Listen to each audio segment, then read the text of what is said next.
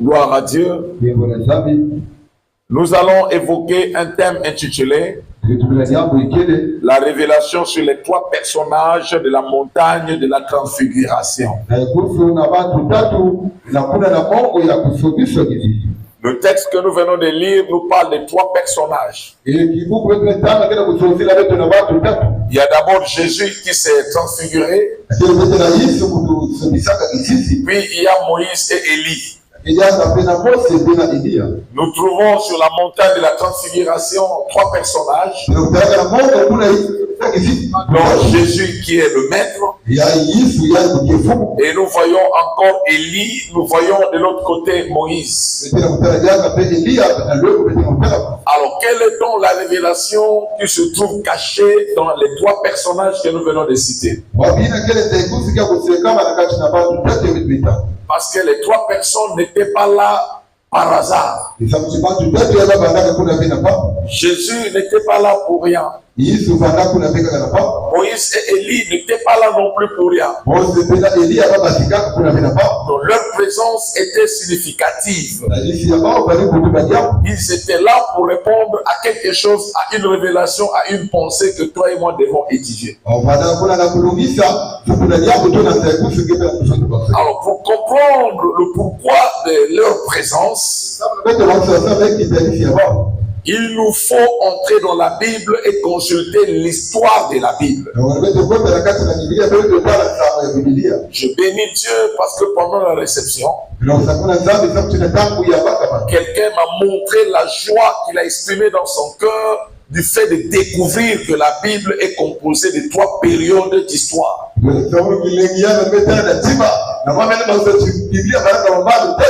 Parce que jusque-là, beaucoup lisent la Bible, même moi, je lisais la Bible et je n'étais pas informé ou je n'avais pas appris que la Bible avait trois histoires. Jusqu'au moment où le Saint-Esprit m'a ouvert les yeux et m'a donné une interprétation aisée de l'histoire de la Bible. Je remercie Dieu d'avoir en face de moi une personne aussi qui n'avait pas cette révélation. Et donc je voudrais que toi aussi tu puisses recevoir cette révélation qui est très riche, aussi fondée. Si nous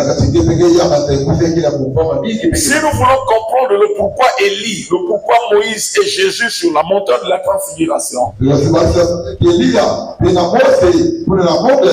serons obligés de consulter l'histoire de la Bible et d'éclater les trois périodes de l'histoire de la Bible. Je voulais dire par là que la Bible n'est pas composée de deux périodes d'histoire telles que nous connaissons. Parce que souvent nous connaissons la Bible que dans le contexte de deux périodes d'histoire. Dans l'Ancien Testament, que nous appelons aussi Ancienne Alliance, et le Nouveau Testament, autrement appelé Nouvelle Alliance. C'est ça ce que nous les chrétiens connaissons. Mais laisse-moi vous dire ceci. La Bible ne contient pas que deux périodes d'histoire. La Bible, elle est composée de trois périodes d'histoire.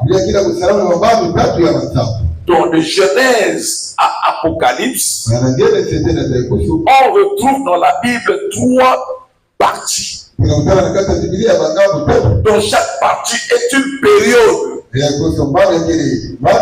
qui nous donne la révélation sur la manière dont Dieu traitait avec les hommes. Et c'est ce que je vais insister dans ce second culte. J'avais aussi dit au premier culte que ce n'était pas facile pour moi de préparer ce message. Parce que j'étais tellement combattu. Si bien que je n'arrivais pas à me concentrer sur ce message. Et j'ai compris par ce combat que Dieu voulait nous enseigner une vérité que beaucoup ignorent. Même dans le milieu pastoral. Nous qui enseignons la parole, ignorons cette vérité. La Bible n'a pas deux parties seulement. Par rapport à l'histoire et la manière dont Dieu a traité avec les humains, la Bible a trois parties et trois périodes d'histoire. Trois périodes. J'insiste par là. Quand nous tenons compte de la manière dont Dieu a traité avec les humains, on retrouve dans la Bible trois périodes d'histoire ou trois parties. Amen. Et on ne peut pas comprendre ce mystère qui s'était accompli sur la montagne de la transfiguration sans avoir d'abord à évoquer les trois périodes d'histoire de la Bible. La première période de l'histoire de la Bible, c'est cette période qui commence par Adam dans le jardin d'Éden et termine dans le désert sur le pied de Mont Sinaï. Ça, c'est la première période de l'histoire. De Adam jusqu'au pied du Mont Sinaï. Cette période de la Bible est appelée la période de sans loi. C'est-à-dire dans cette période, la loi n'était pas encore donnée. Dieu n'avait pas encore donné la loi aux hommes. Et ceux qui ont vécu dans cette période de temps ont vécu sans loi, sans Dieu. Est-ce que vous comprenez? Or, dans cette période de temps, Dieu était en train de chercher à avoir au monde un peuple sur qui il va commencer à traiter pour pouvoir sauver le monde. Il cherchait un peuple sur la terre. Et il n'y avait pas encore un peuple pour Dieu. De Genèse jusqu'au moment où Moïse était arrivé à la montagne pour recevoir la loi de Dieu. Dieu n'avait pas encore gouverné un peuple. Parce que pour pouvoir gouverner, il faudrait qu'il y ait la loi. On ne peut pas diriger sans la loi. Dieu était en train de former un peuple. Mais il n'a pas commencé à gouverner le peuple parce qu'il n'y avait pas de loi. Et dans cette période de temps, Dieu avait choisi Abraham. Pour que par Abraham, qu'il puisse avoir sur terre un peuple. Pour la première fois que Dieu a eu un peuple sur terre, c'était par la descendance d'Abraham. Mais avant Abraham, Dieu n'avait pas un peuple. C'était une période où Dieu avait chassé l'homme du jardin. Et il n'avait pas encore récupéré l'homme pour faire de l'homme un sujet de relation qui débouche à un peuple. L'homme était errant. Et le peu de personnes que Dieu avait utilisées dans cette période de temps, il les a utilisées d'après la disposition de leur cœur. Il a utilisé Noé par la disposition de son cœur. Mais Dieu ne gouvernait pas parce qu'il n'avait pas de peuple. Vous avez compris? Donc la première période de l'histoire de la Bible, c'est cette période-là dont les gens ont vécu sans la loi de Dieu. Dans la période avant Moïse, il n'y avait pas de loi. Dieu n'avait pas de peuple.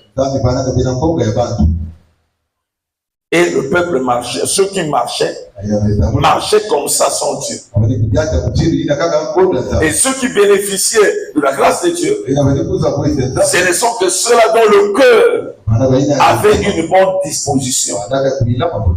Et Dieu traitait avec de telles personnes. Jusqu'à Abraham. Et à Abraham, Dieu a commencé maintenant à préparer pour qu'il puisse avoir un peuple. Voilà la raison pour laquelle il a dit à Abraham, dans Genèse chapitre 12, le verset 1 à 2, il dit à Abraham ceci. L'Éternel dit à Abraham, va-t'en de ton pays, de ta patrie et de la maison de ton père, dans le pays que je te montrerai. Je ferai de toi une grande nation et je te bénirai. Je rendrai ton nom grand et tu seras une source de bénédiction. Je ferai de toi une grande nation. Dieu voulait faire d'Abraham une grande nation. C'est à partir de là que Dieu commençait maintenant à chercher à voir sur terre un peuple. Et quand Dieu a choisi Abraham, par Abraham, Dieu a choisi Isaac. Voyez que Dieu commence à chercher à voir sur terre un peuple. Pour ça, il a fallu qu'il puisse conclure l'alliance avec Abraham. Et d'Abraham, Dieu a choisi Isaac. Parce que Isaac est issu d'une relation légale. Parce que c'est de Isaac que Dieu devrait avoir un peuple. Il a fallu que Isaac soit issu d'une relation légale, telle que Dieu avait préparé. Et d'Isaac, Dieu a choisi Jacob. Et c'est avec Jacob que Dieu va avoir un peuple appelé Israël. La descendance de Jacob. Et cette descendance a porté le nom de leur père. Voilà pourquoi les 12 tribus d'Israël portent le nom d'Israël à cause de Jacob. C'est alors maintenant Dieu a un peuple sur terre et il peut gouverner. Vous avez compris? Et Jacob s'est retrouvé que ses enfants sont esclaves en Égypte. Nous connaissons l'histoire parce que Dieu avait déjà parlé à Abraham que ta descendance ira séjourner dans un pays qui ne sera pas le leur. Et ils seront esclaves. Après 4 générations, je me souviendrai de ce peuple qui est ta descendance. Et je vais libérer ta descendance pour qu'elle puisse habiter la terre là où tu te retrouves. Là, Dieu parle de Canaan. Il a promis à Abraham que sa descendance va habiter Canaan. La comté là où Abraham s'est installé. Et cette descendance-là, ce sont les 12 fils de Jacob qui se sont retrouvés en Égypte. Ils ont mis au monde. Et ils ont formé un peuple qu'on appelait les Hébreux. Ce peuple est composé de 12 fils de Jacob. Et qui plus tard deviendra les 12 tribus d'Israël. Donc chaque tribu porte le nom d'un des fils de Jacob. Et maintenant que Dieu a constaté qu'il amena un peuple, vous allez voir que même les Égyptiens craignaient du fait de la popularité des Hébreux. Les femmes des Hébreux étaient tellement fécondes qu'elles mettaient au monde facilement. Et cela a réveillé la peur des Égyptiens sous prétexte que les Hébreux vont augmenter en nombre. Et finiront par envahir l'Égypte. Et qu'est-ce qu'il faut faire? Il faut tuer des bébés garçons pour éviter qu'un jour que ça devienne toute une armée pour renverser, n'est-ce pas, l'Égypte. Et c'est alors que Moïse a frôlé la mort. Comme Moïse était dans le choix de Dieu, il ne pouvait pas mourir.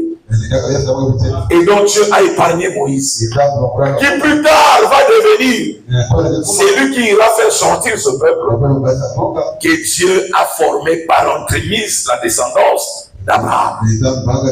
Il faut connaître l'histoire de la Bible. Vous comprenez? Et maintenant, ce peuple est sorti sous conduite de Moïse. Dieu est content parce qu'il a maintenant un peuple nombreux. Et la Bible nous dit de la manière dont ils sont sortis, avec des chants et de l'ombre de l'époque à la main. C'était terrible. Et c'est de là que Myriam entonnait. Et tout le monde entrait dans le chant et s'entend avec des chants de liberté parce que leur Dieu les a libérés. Et ils sont sortis comme ça. Et Dieu a regardé un peuple en train de sortir. Vous connaissez l'histoire du chemin faisant. Combien de fois Dieu les avait épargnés? Devant d'abord Pharaon qui les a poursuivis. Et ensuite devant les nations qui s'imposaient devant. En fait, des nations qui s'imposaient sur leur passage. Plusieurs fois, Dieu les a secourus. Il leur a donné même à manger la manne qui tombait du ciel. Et Dieu les a épargnés des maladies. Il les a épargnés de beaucoup de maux. Jusqu'à ce qu'ils se retrouvent dans le désert. Et une fois installés dans le désert, Dieu commence à préparer ce peuple pour mieux vivre à Canaan. Pour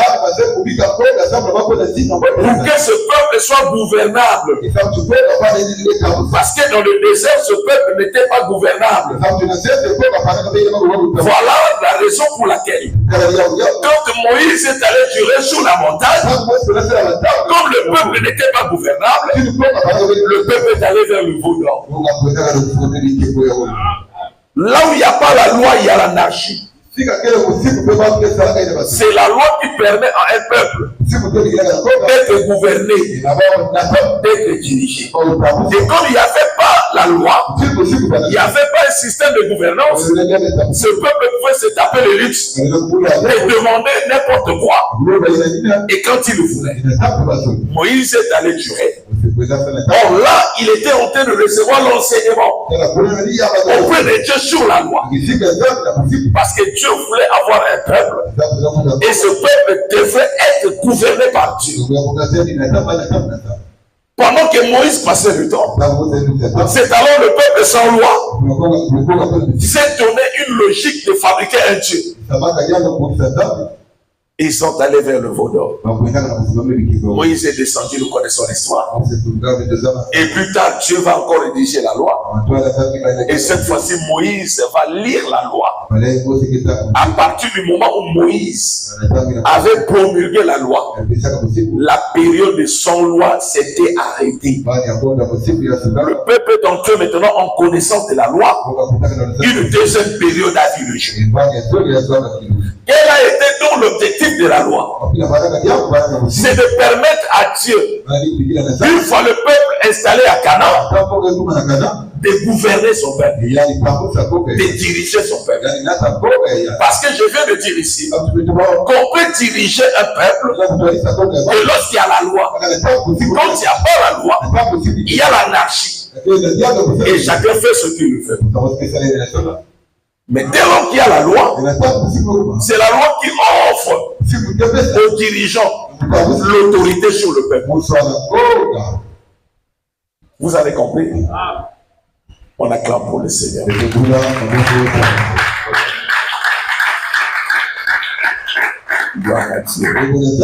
Voilà la raison pour laquelle tout système de gouvernance au monde est lié à la loi et lié à la constitution. Quand il n'y a pas de loi, il n'y a pas un système de gouvernance. Et Dieu ne pouvait pas diriger son peuple sans la loi. Voilà la raison pour laquelle j'insiste qu'avant la loi, Dieu n'avait pas un peuple sur la terre. Et c'est la première période de l'histoire de la Bible où Dieu n'a pas un peuple sur la terre. Dieu a commencé à avoir un peuple sur la terre à partir de la descendance d'Abraham. Lorsque ce peuple-là, conduit par Moïse, a reçu la loi, et Dieu commence maintenant à diriger. Comprenez?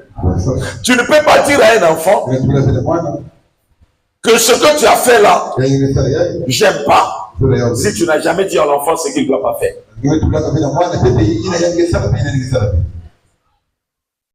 L'enfant qui vient et touche le pot de fer sur la table et jette à terre mérite moins de punition qu'un enfant qu'on avait averti et n'est pas touché à toucher. Voilà la raison pour laquelle c'est aussi la loi qui avait enfanté le péché. Vous comprenez cela? Parce que nous avons connu le péché par la loi. Si la loi n'était pas promulguée, il n'y aurait pas de péché. Le péché, c'est ça qui a engendré, en fait, la loi, c'est ça qui a engendré le péché. C'est biblique. Vous comprenez? Gloire à Dieu. Gloire au Seigneur. Maintenant, Dieu a donné cette loi dans le désert. Et tout ce que Dieu avait donné par la loi dans le désert, c'était pour permettre à ce peuple, une fois établi à Canaan, qu'il soit gouvernable. Parce que le désert n'était pas le lieu où Dieu avait dit à Abraham qu'Israël devait habiter. Il ne parlait pas d'Israël, mais il parlait de la descendance. Et cette descendance-là, c'est Israël. Vous comprenez? Gloire à Dieu. Soyez connectés avec moi. Soyez connectés. On acclame pour le Seigneur. Nous sommes dans un cadre tel que nous sommes, en fait, liés au temps. Je ne peux pas toucher beaucoup de passages bibliques pour vous lire tout ce que je suis en train d'expliquer. J'en ai fait 2 pages. On peut lire tout ce que je suis en train d'expliquer. Mais ça ne va pas nous prendre, en fait, ça va nous prendre trop de temps. On ne finira pas. Et je suis en train de vous donner juste l'histoire. Nous devons connaître l'histoire de la Bible comme nos frères musulmans connaissent leur Coran. Et ils font l'effort pour connaître. Mais nous ne fournissons pas d'effort. Voilà pourquoi je les apprécie. Je les apprécie. Non, j'apprécie. Je ne sais pas si on peut dire ça continuer. Apprécier. Non, c'est que le Koutouma est pauvre. Maintenant, si je crois en eux, tu diras quoi? Ah, c'est compliqué. Je crains que ça soit mal interprété. Je les apprécie. Est-ce que vous comprenez? Voilà, je préfère que ça soit ça. Voilà. Je les apprécie. Ils prennent le temps pour lire et connaître l'histoire. Mais nous ne prenons pas le temps pour lire. Le temps que nous avons sur tous les hommes de Dieu, seulement contredire les autres. Je veux qu'un homme de Dieu sorte pour me contredire que ce que je suis en train de dire est faux. Et je vais lui prouver noir sur blanc que la Bible a 3 parties. Et non 2 parties. Alléluia. Les écrits sont scellés en 2, mais l'histoire, c'est en 3. Si vous prenez les écrits, vous allez voir 2. Mais quand vous rentrez dans l'histoire, vous verrez 3. Et maintenant dans le désert, que Dieu donne maintenant la loi, la répétition, Dieu a donné maintenant la loi pour permettre à ce peuple, tout au long de leur marche, d'étudier la loi. C'est-à-dire, la loi a été étudiée dans le désert et non à Canaan. Canaan, c'était le lieu où la loi devait être appliquée. Mais c'est dans le désert que Dieu a enseigné la loi. Voilà la raison pour laquelle, dans le monde, Dieu nous enseigne la loi. Et quand nous serons au ciel, est-ce que vous comprenez? Nous allons vivre cette loi. Mais attention, dans le même contexte du monde que nous apprenons la loi, et nous apprenons en même temps comment mettre cette loi en pratique depuis la terre. Israël aussi avait appris comment mettre cette loi en pratique depuis le désert. Mais le lieu où la loi devait faire effet, c'était à Canaan, une fois installé à Canaan. Vous ne voulez pas que vous puissiez prendre ça en envers.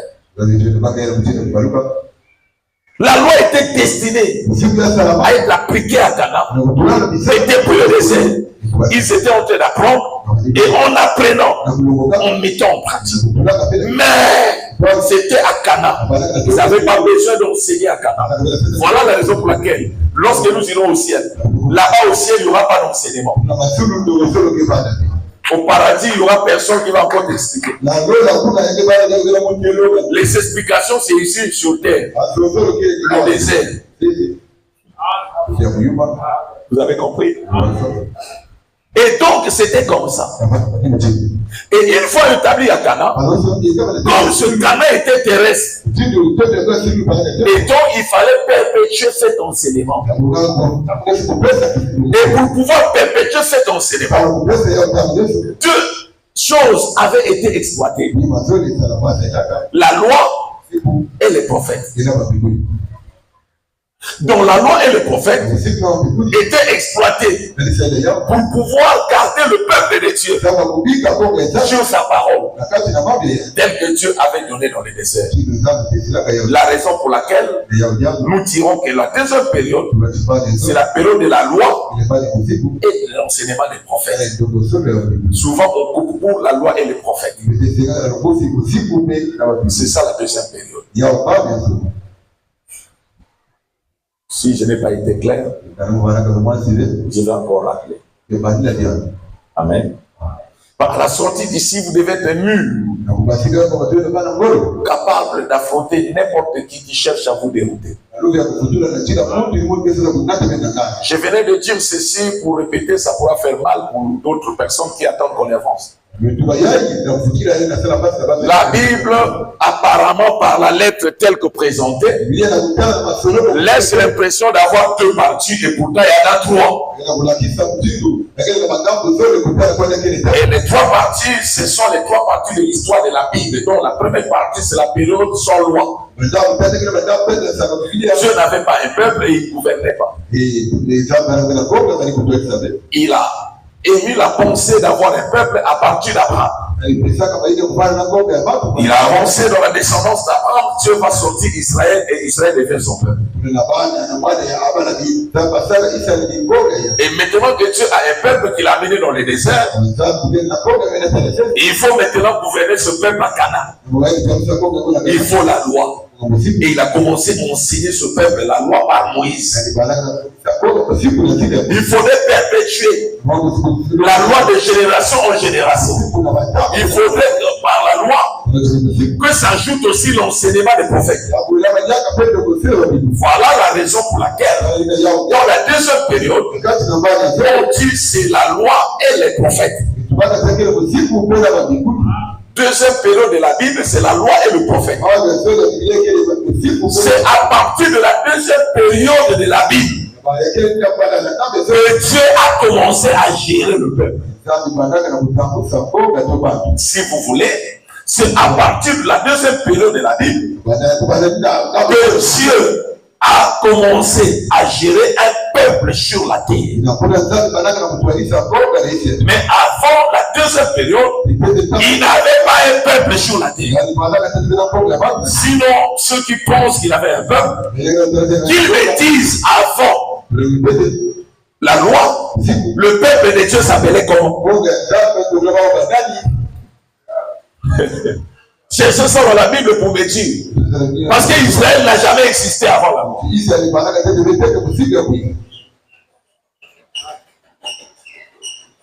Ce n'était qu'un peuple qui est venu avec Jacob, que Dieu était en train de former.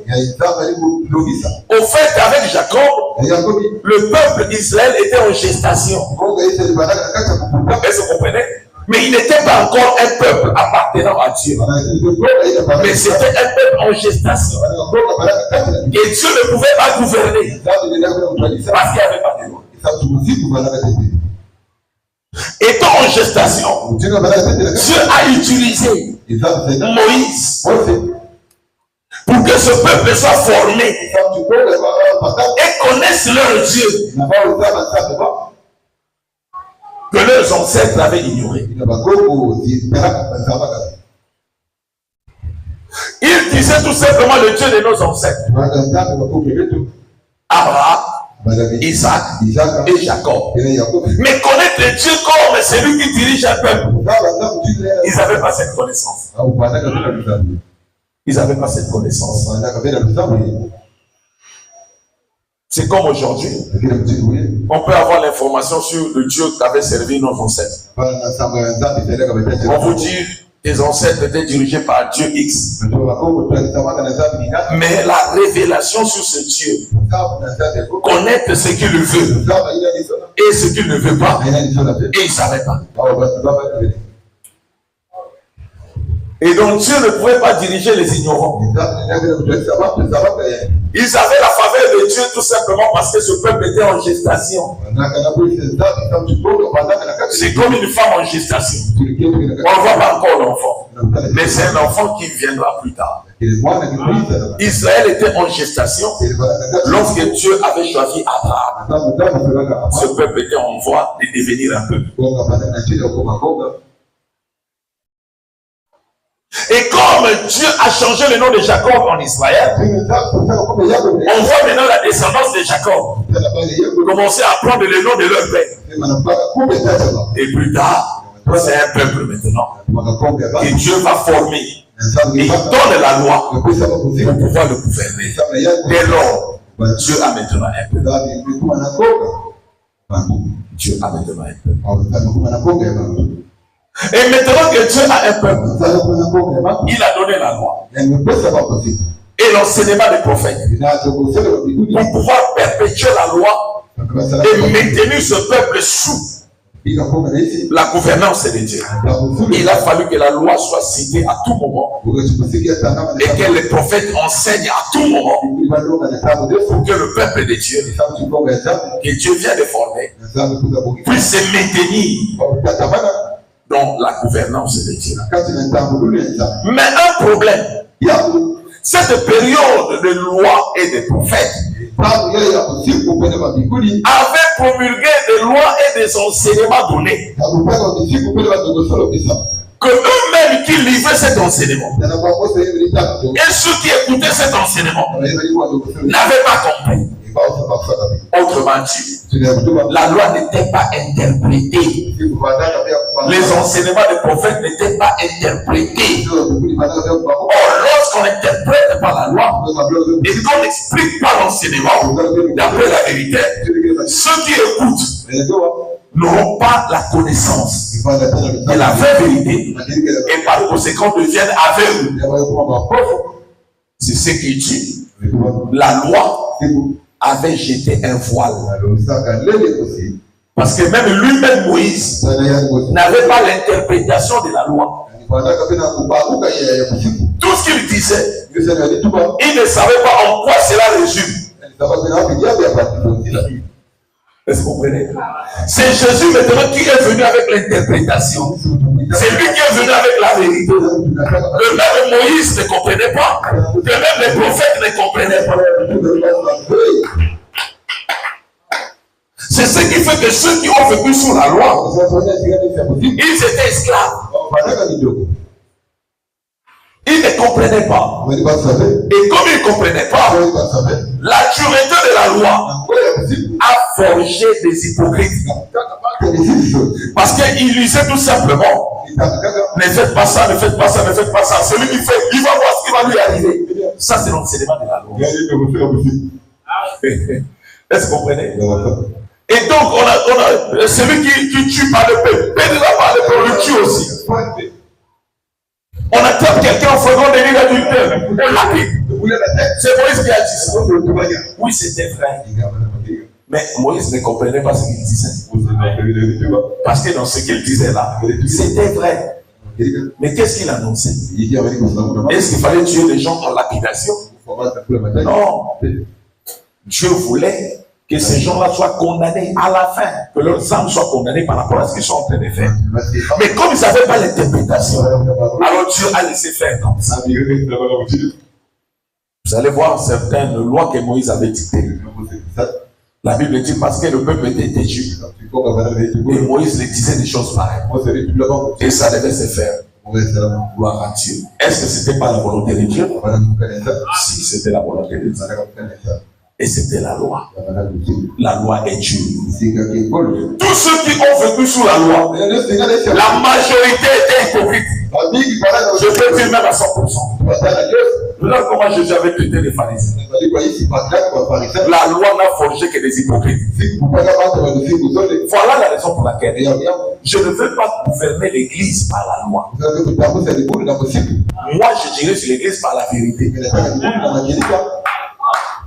Prêche à quelqu'un la vérité et que la vérité puisse faire que la personne laisse ce qu'elle fait. Plutôt que de dire dans notre église, si tu fais ça, c'est fini. On t'expulse. Plus jamais tu vas prier. L'église de Jésus n'est pas faite pour pouvoir expulser les gens. Prêche cette personne la vérité. Et quand elle va connaître la vérité, son comportement va changer. Une personne m'avait dit ceci. Il est interdit aux femmes de porter les vêtements des hommes. Je lui ai dit merci. C'est quoi dans les vêtements des hommes? Et c'est quoi dans les vêtements des femmes? Et c'est ce que nous portons. C'est ce que nos femmes portent. Et c'est ce que nous portons. Comme les vêtements des hommes étaient portés à l'époque. C'est que nous tous nous portons des vêtements qui ne correspondent pas à la révélation. Est-ce que Jésus avait porté le pantalon? Vous avez vu Moïse avec le pantalon?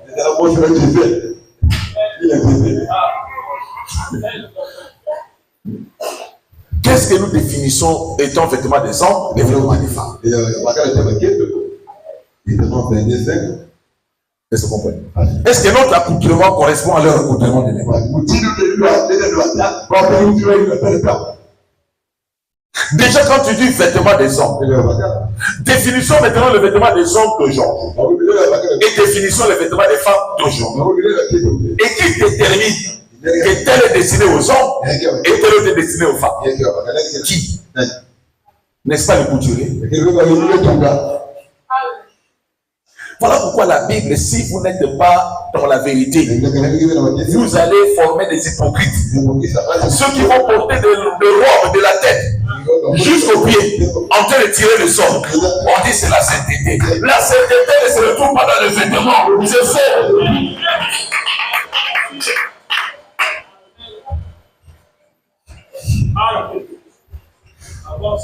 Comment l'église, vous balayez l'église, il suffit de faire rentrer au moins 5 sœurs. Ils vont faire des allers-retours, l'église est balayée. Les robes est juste en bas.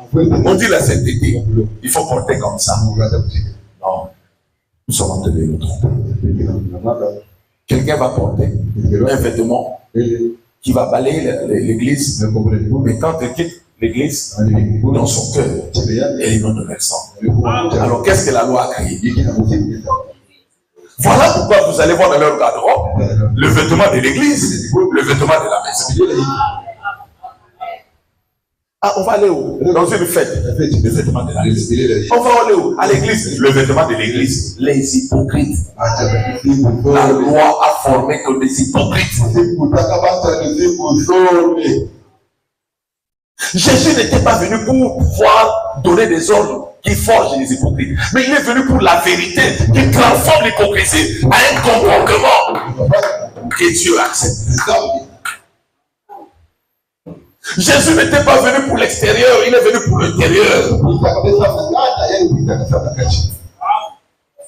L'œuvre de la loi a forgé l'extérieur, mais l'intérieur n'était pas touché.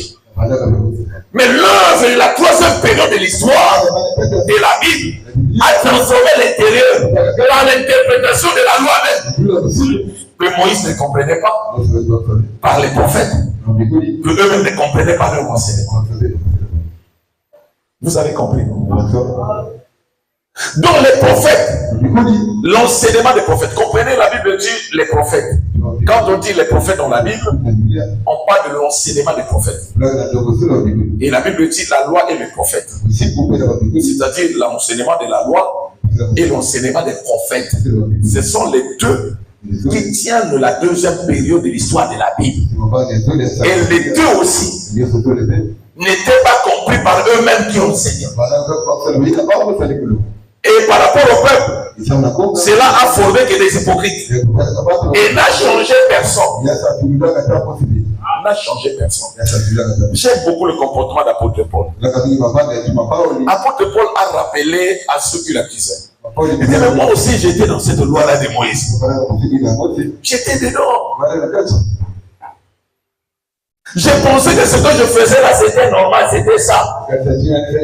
Jusqu'à ce que j'arrive à comprendre la vérité. Et il a compris que non. Ce qu'on faisait, ce n'était pas ça.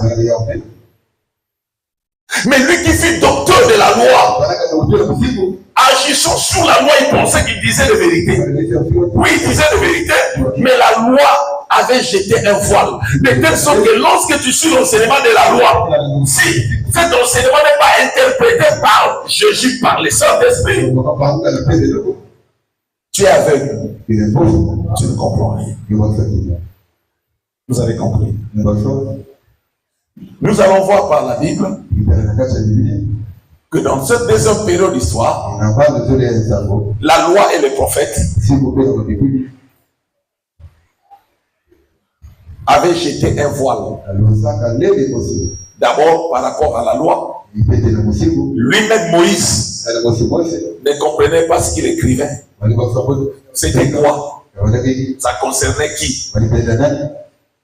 Les prophètes qui prêchaient, qui prophétisaient sans savoir qu'il était question de qui. Je vous prends un exemple d'Ésaïe. On ne dira pas ça, mais vous allez voir ça. Ésaïe est en train de présenter le Christ. Comment il doit souffrir parce qu'il va porter l'iniquité. Mais est-ce qu'Ésaïe dans cette période-là comprenait ce qu'il était en train de dire? Est-ce que lui-même comprenait qu'il parlait de Christ? Lui, c'est vrai tout simplement qu'il parlait au peuple. Mais il ne comprenait pas que ce qu'il disait là avait une interprétation que le peuple devait connaître. Mais quand il est arrivé à la fin, Ésaïe n'a pas expliqué cette prophétie que lui-même avait donnée. Là, il faisait que parler. L'enseignement des prophètes. Eux-mêmes ne comprenaient pas ce qu'il disait. Aucun prophète dans l'époque de la loi a compris et interprété ce qu'il disait. Aucun. Moïse lui-même n'avait pas compris de quoi il était question dans ce qu'il écrivait. Nous allons prendre des preuves. On va prendre des preuves dans la Bible. Elle parle dans la Bible. On prend d'abord Moïse. Jean chapitre 5.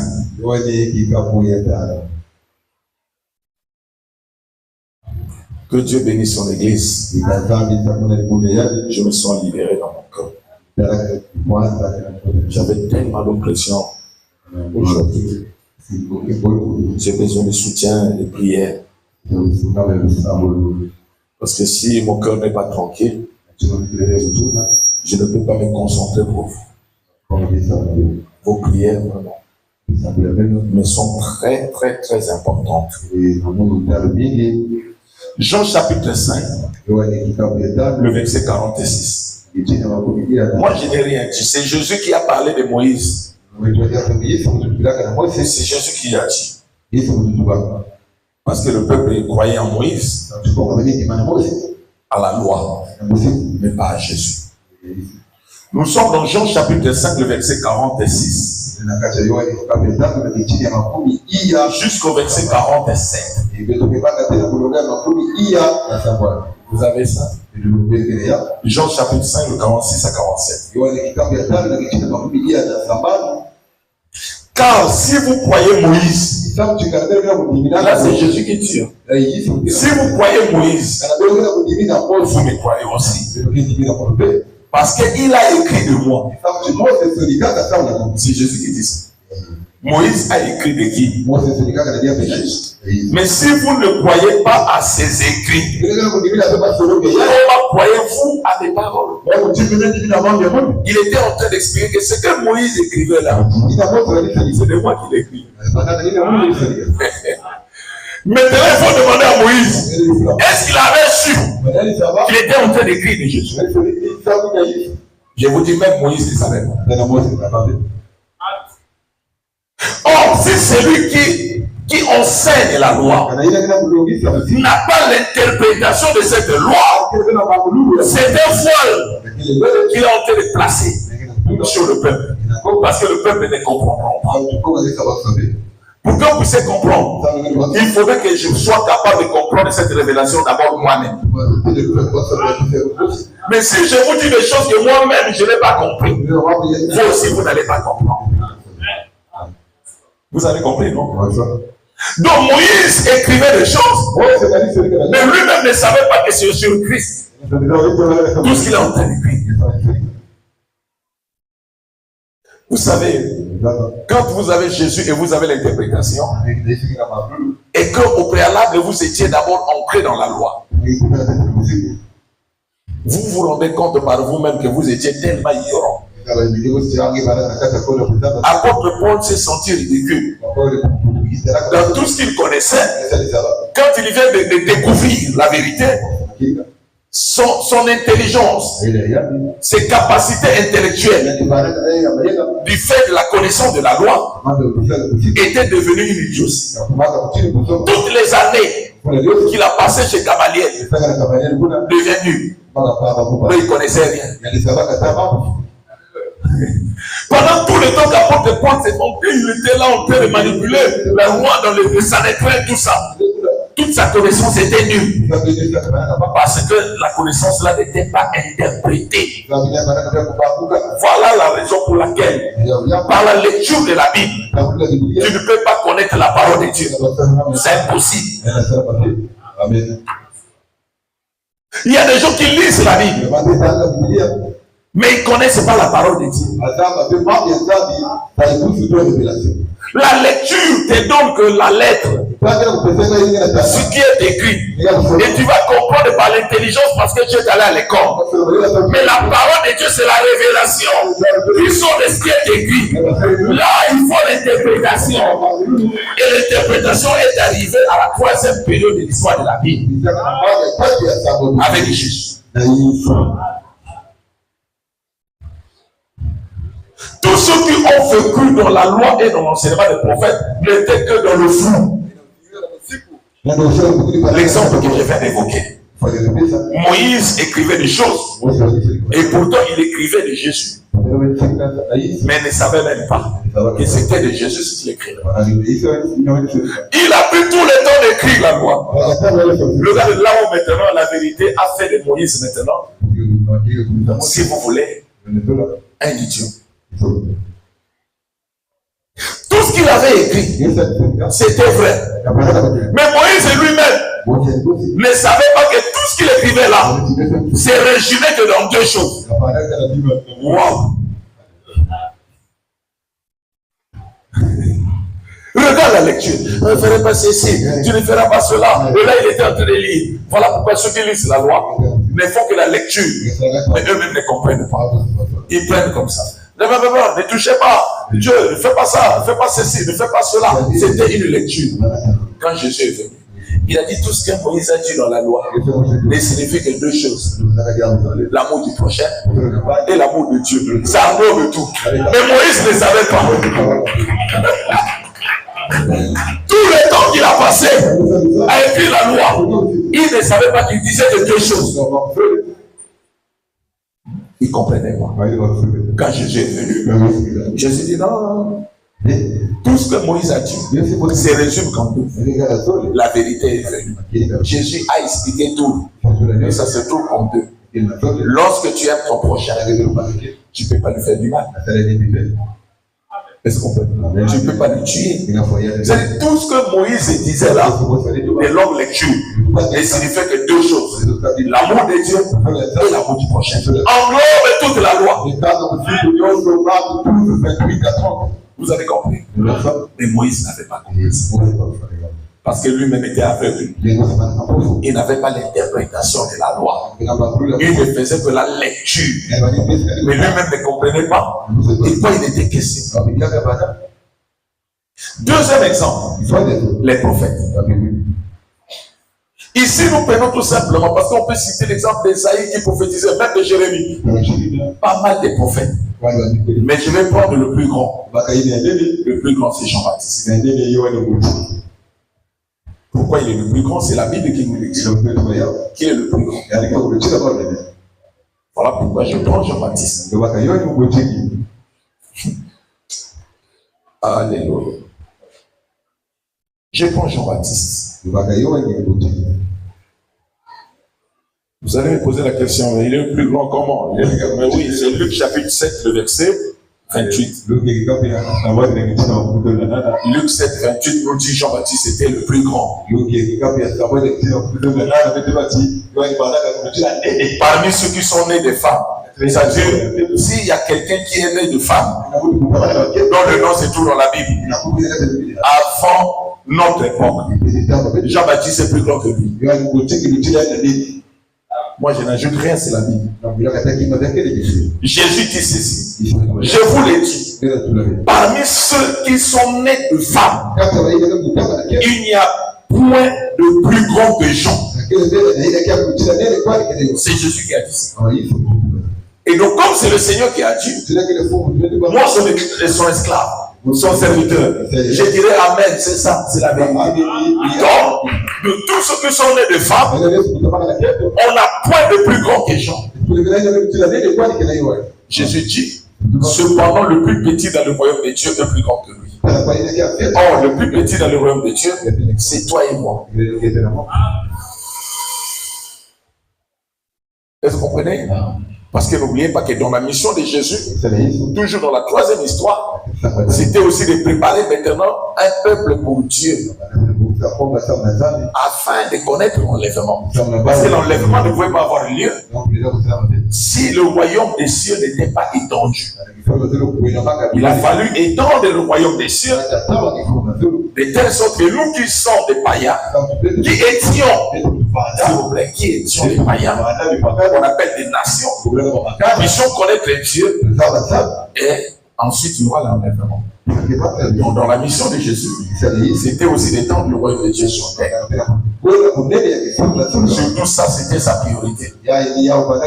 La priorité, c'était d'étendre le royaume de Dieu sur terre. Voilà pourquoi il a recommandé à ses disciples d'aller partout dans le monde, pour que le royaume des cieux, disons, puisse s'étendre sur terre.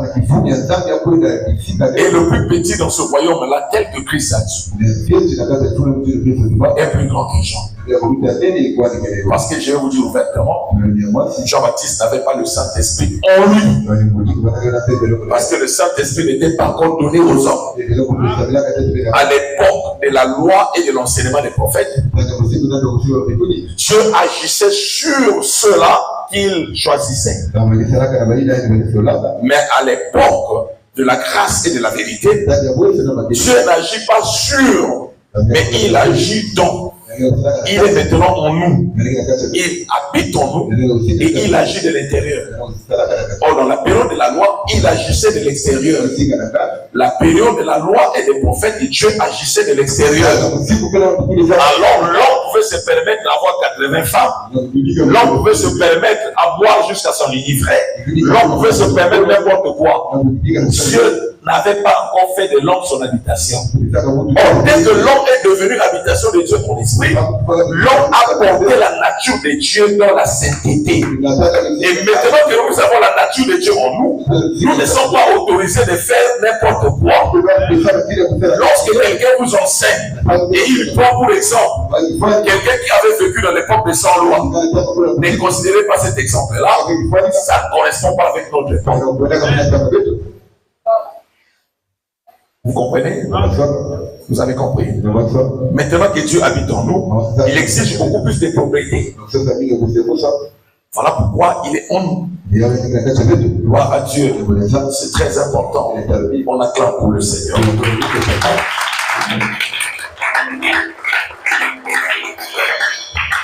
Maintenant, Jean était plus grand. J'ai pris l'exemple de Jean-Baptiste pour moi. C'est à cause de ce passage tel que Jésus lui-même a dit. Pendant que j'ai préparé le message, j'allais prendre l'exemple d'Ésaïe. Après, je me suis dit non. Jésus lui-même avait dit que Jean-Baptiste était plus grand. Je préfère prendre celui qui est plus grand. Et nous allons lire son ignorance. Il parlait de Jésus, mais lui-même ne savait pas ce qu'il était en train de dire. Jean-Baptiste. Il ne savait pas ce qu'il était en train de dire. Nous sommes dans les livres. Prenez rapidement, on va aller avec. Alléluia. Jean-Baptiste. Lui-même ne savait pas ce qu'il était en train de dire. Il disait des choses qu'il ne maîtrisait pas. Nous sommes dans le livre de Luc. On commence d'abord par Jean chapitre 1, le verset 29. Jean chapitre 1, le verset 29. Vous avez ça?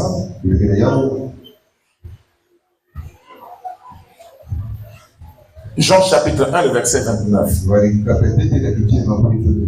Écoutez Jean-Baptiste.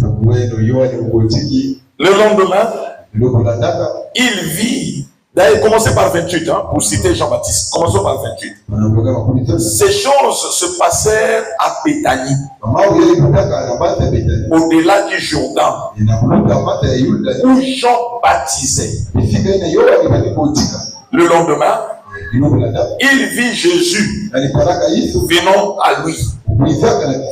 Il dit, voici l'agneau de Dieu qui ôte le péché du monde.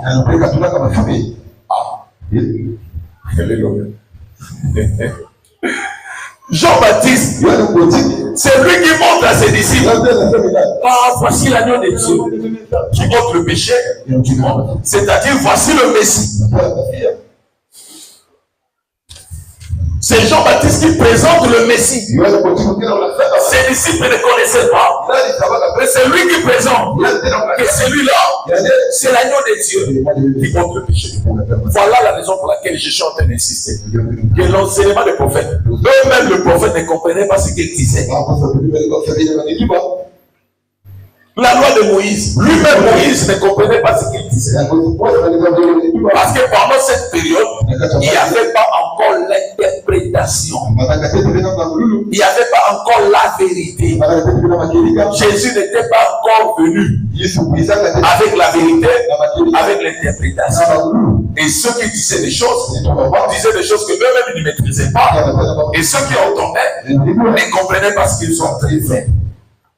Ne comprenez pas ce qu'ils sont en train de faire. Vous avez compris? Vous avez lu ici. Jean-Baptiste a présenté Jésus à ses disciples. Il a dit, voici qui? L'agneau de Dieu. Qui ôte le péché du monde. Maintenant, je vais vous demander tout simplement, alléluia, d'aller dans le livre de Luc. Luc, le chapitre 7. Ça, je crois qu'on n'avait pas lu ça, on ne peut plus. Luc chapitre 7.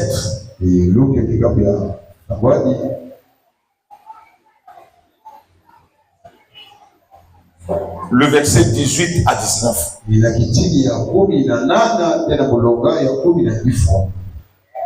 Luc chapitre 7. le verset 18 à 19. La Bible dit, Jean fut informé de toutes ces choses par ses disciples. Quelles sont ces choses? Vous lirez ça dans le verset 17. Là où c'est dit, cette parole sur Jésus s'est répandue dans toute la Judée et dans tout le pays d'alentour. Jean fut informé de toutes ces choses par ses disciples. Il en appela deux et les envoya vers Jésus pour lui dire